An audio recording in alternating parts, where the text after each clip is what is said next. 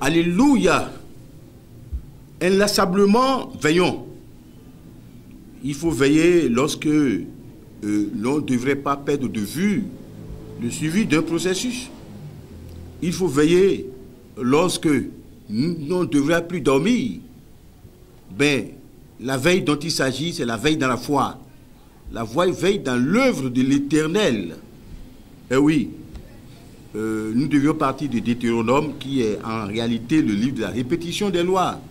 Les lois d'Exode ont été récupérées et reprises et complétées dans Deutéronome. Oui, en Deutéronome, chapitre 18, des versets 15 jusqu'à 22, il était question de quelque chose. C'est-à-dire que Dieu a demandé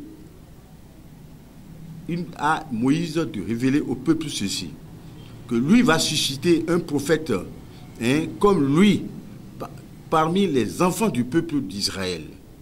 Et ce prophète-là, c'est-à-dire il annoncerait les volontés de l'Éternel à ce peuple-là et tout le temps. Parce qu'en réalité, c'est-à-dire que les coutumes des nations qui ont environné Israël se sont mélangées d'abord aux coutumes juives. Et puis, les enfants de la lignée juive ne suivaient plus les commandements de Dieu. Mais Moïse seul parlait au peuple. Le peuple ne le croyait plus. Puisque ceux-ci ont dit même, la jalousie est venue. La rébellion était même à la porte. Et puis, les circonstances étaient telles que Dieu dit, moi je vais susciter parmi eux des prophètes, un prophète comme toi. Et il va leur parler, eux ils vont comprendre. Alors, dans Ésaïe chapitre 59, verset 2, plus précisément, bon, l'Éternel s'était fâché. À un moment donné, il disait, ben, écoutez, ça dit que, mais vous demandez à Dieu, vous n'obtenez plus des réponses. Vous dites que vous adorez Dieu, mais vous n'êtes jamais bénis. Ce sont vos crimes. Ce sont vos iniquités qui font que Dieu était séparé de vous. Ben, Dieu avait besoin de parler au peuple d'Israël pour que ce peuple-là fuit d'abord les consultations occultes, d'abord la divination, c'est-à-dire pratiquée par les nations environnantes. Dieu avait besoin de parler aux enfants d'Israël pour que ces enfants-là, c'est-à-dire reviennent d'abord sur la ligne droite d'abord de l'Éternel, le Dieu d'Israël. Et là, il disait, puisque je vais susciter, toi tu es le prophète à qui je parle là, toi Moïse, moi je vais susciter d'autres prophètes qui vont leur parler, ils vont savoir que ce que tu viens leur dire de ma part, c'était de la vérité.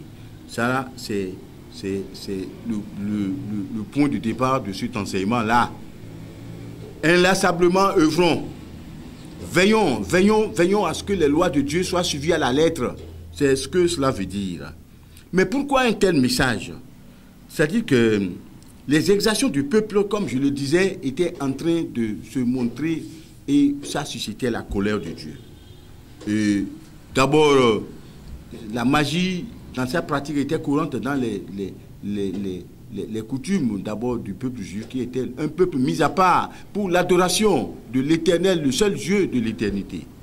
Alors, ici nous allions toujours dans Actes chapitre 3, des versets 22 jusqu'à 26, il était question de quelque chose, c'est-à-dire que ces événements ont été repris, les événements concernant Moïse ont été repris. Ces événements repris ont tracé le fait que Dieu doit toujours susciter un prophète pour parler au peuple. Mais vous savez, il y a un adage très populaire et biblique en plus, à partir de la sagesse de Salomon. Il a dit, c'est quoi? Il dit, mais Salomon dit, en proverbe, il a dit, quand il n'y a pas de révélation, le peuple est sans frein. Quand Dieu ne se révèle pas, le peuple est sans frein. Dieu parle aux enfants d'Israël. Maintenant, Dieu parle à l'humanité. Dieu parle aux enfants de l'Église d'aujourd'hui. C'est-à-dire, moi, je suis Dieu. Suivez mes commandements. Si vous ne suivez pas mes commandements, vous ne serez pas heureux. Maintenant, si vous suivez mes commandements, vous aurez la bénédiction en abondance. Oui, qui ne veut pas de la bénédiction? Celui qui veut de la bénédiction, doit inlassablement veiller à ce que les lois de Dieu soient sur le tableau de sa conscience et pour que ces lois soient suivies, c'est-à-dire au jour le jour et pas à pas. Chers amis, chers téléspectateurs, nous sommes au rendez-vous de la connaissance. Cette connaissance, c'est-à-dire que Dieu devrait se révéler aux hommes pour que leur comportement soit changé.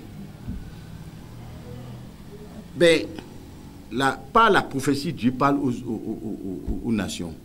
Dieu parle à ses amis. Dieu parle à son peuple. Dieu parle d'abord à ses serviteurs.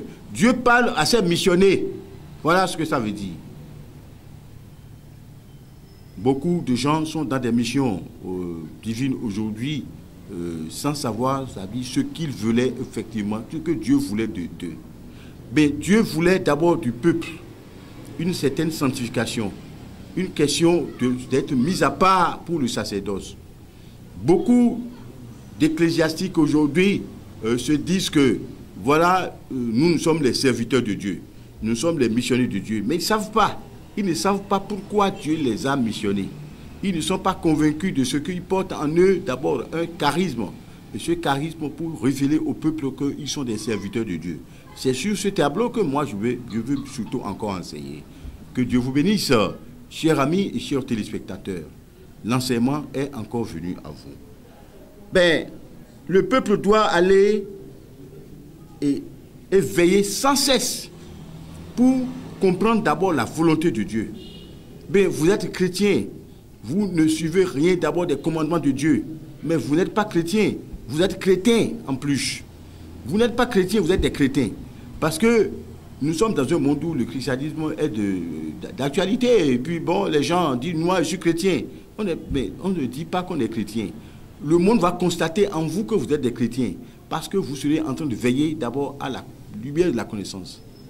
La parole de Dieu est une parole pointue. Psaume 119, verset 105 est clair. C'est-à-dire que la parole de Dieu doit rester une lumière à nos pieds. C'est-à-dire une lumière sur le sentier d'abord de l'homme de foi. Mais quand est-ce que la parole de Dieu continue d'exister comme une parole maîtresse dans la vie des enfants de Dieu? Et c'est ça que je vais vous demander, mes chers amis, mes chers téléspectateurs. Oui, vous allez dire, nous sommes des pasteurs, nous sommes des diacres, nous sommes des évangélistes, nous sommes, mais on ne vous voit pas sur le terrain de la fidélité. La fidélité à Dieu, c'est d'abord dans la veille chrétienne permanente. Vous voyez, les chrétiens de ce monde, beaucoup de chrétiens ne sont plus différents des gens du monde, alors que le chrétien est de notre royaume. Le royaume des cieux, c'est ça qui est très important pour nous. Les hégémonies de la terre, les orgueils de la terre, les égocentrismes de la terre, ça va nous amener où? Ça va conduire quelqu'un quelque part, vous? Non, je vous pose la question. Alors, le peuple doit veiller. Nous serons, c'est-à-dire d'abord, nous serons en communication permanente avec le Seigneur. Avec le Christ, nous serons en communication permanente. Alors, la veille dont il s'agit, c'est de rester en communication permanente avec le Christ, d'abord notre modèle. Alors, les livres de Matthieu, chapitre 24, verset 11, Matthieu 26, et verset 41, et 1er Thessaloniciens, chapitre 5, verset 17, d'abord, disent non. Disent vraiment non. Il faudrait que nous soyons d'abord dans un état de veille. Aux heures de l'histoire du peuple d'Israël, la question des prophéties était toujours montrée au peuple pour que Dieu soit consulté au jour le jour par eux. Lorsqu'ils ont une difficulté, lorsqu'ils ont une inquiétude, ils ne peuvent plus aller consulter les gens du peuple, mais ils vont consulter l'Éternel. Et c'est d'où, dans 1 Samuel chapitre 9, verset 9, là, on nous a enseigné. C'est-à-dire que pour consulter l'Éternel, ils doivent aller chez le voyant, le prophète de Dieu. Je ne parle pas d'abord des voyants occultistes, non, non, non. C'est-à-dire ceux qui sont investis dans les dons de prophétie pour parler d'abord au nom de l'Éternel, le Dieu des armées. C'est ça, le prophète de Dieu. Le prophète de Dieu est un messager. Le messager de Dieu, il est là pour servir de relais. Pour servir de relais entre Dieu et les gens du peuple. Alors, la réalité est là. Beaucoup de gens sont appelés. Ils sont appelés dans des noms sacerdotaux. Je suis prêtre, je suis évangéliste, je suis prophète de Dieu, je suis l'homme des miracles. Mais beaucoup ne sont pas appelés avant de l'être. C'est Dieu qui appelle pour donner d'abord le charisme. Beaucoup d'évangélistes ne sont pas évangélistes parce qu'ils n'ont pas reçu. Ils ont voulu aller dans des modèles du monde pour évangéliser le monde. Mais ça, c'est différent. Mais un serviteur de Dieu, c'est celui-là qui a reçu l'appel de Dieu. Et lorsque vous recevez cet appel-là, vous ne trébuchez pas. Vous êtes dans le sacerdoce permanent de Dieu et jusqu'à la fin de vos vies. Et pour mériter de la félicité céleste. Alors, dans ces conditions, moi, je dis bien, il faut que nous nous enseignions au sérieux par rapport à la question de la veille. Quelque part, on fait de la veille citoyenne quand les nations sont en difficulté. Mais, et la veille chrétienne, qu'est-ce que vous en savez-vous? La veille d'abord dans la connaissance de la parole de Dieu. La veille dans la pratique des desseins de Dieu.